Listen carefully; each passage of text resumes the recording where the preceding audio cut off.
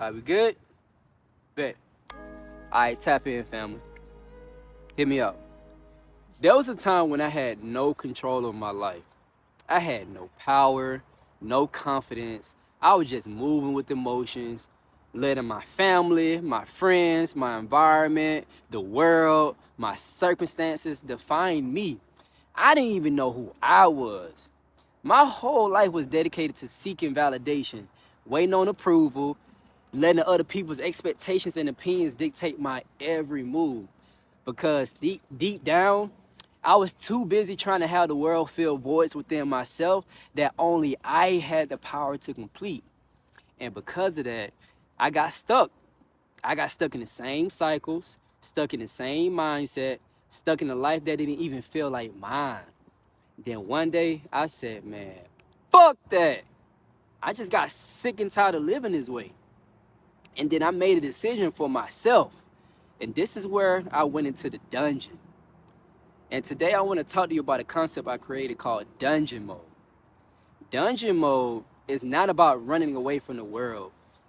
It's about confronting yourself.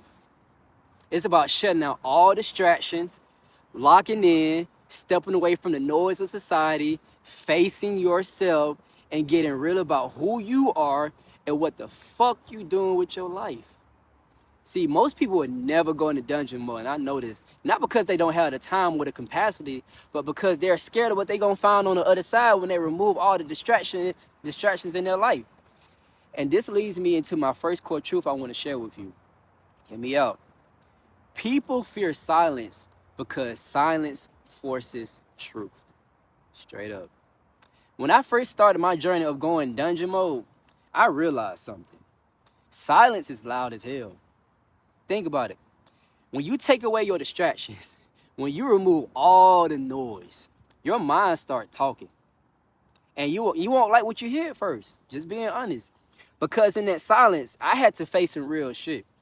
Who was I really? Why do I really do what I do and make the moves that I move? Why do I move the way that I move? What was I running from? See, most people stay busy for a reason. They distract themselves with noise such as social media, sex, drugs, alcohol, entertainment, scrolling, meaningless conversations, meaningless relationships, anything to avoid sitting alone with their thoughts. But here's the reality though. If you don't face your truth, the lies you tell yourself will control you instead. And that leads me into my second core truth I want to share with y'all.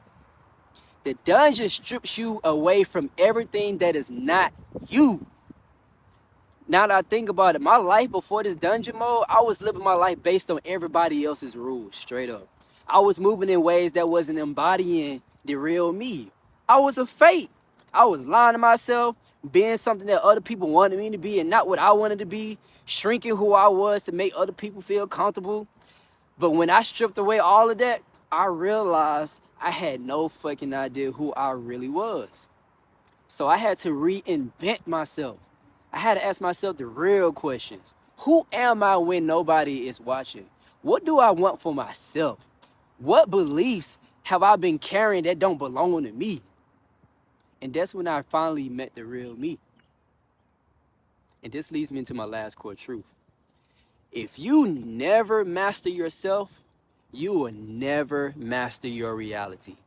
100 straight up.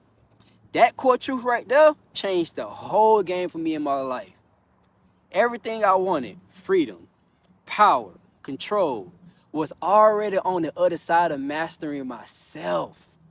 But for years, I was waiting on somebody else to give me the green light. I was waiting on my circumstances to change. I was waiting on external validation before I made a move. And then dungeon mode showed me that the only person who can change my life was me. Me. And if I didn't take control of my mind, my emotions, my actions, then someone or something else gonna always do that for me.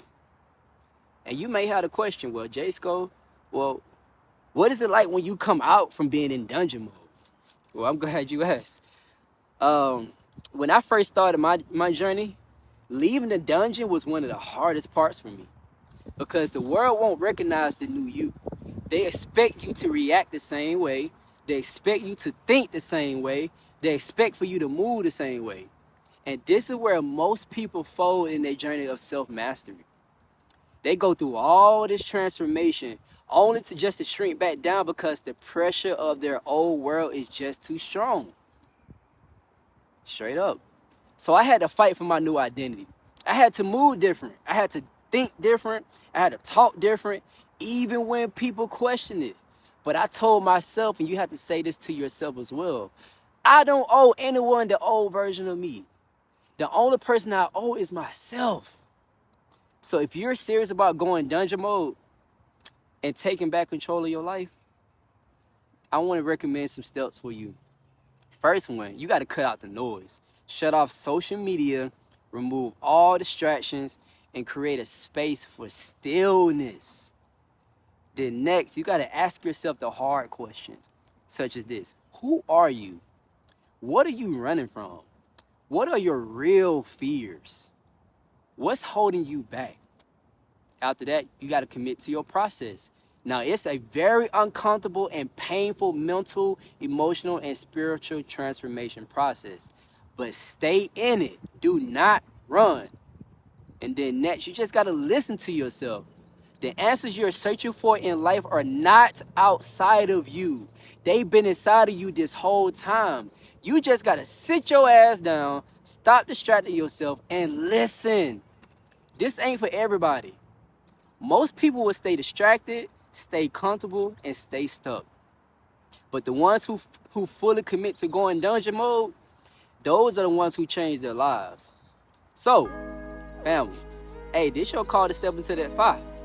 Stop running to finally meet yourself, the real you, to take your power back. Because if you don't take control of your mind, someone else will. Straight up. That's what I got for you. Until next time, my folks, let's get it.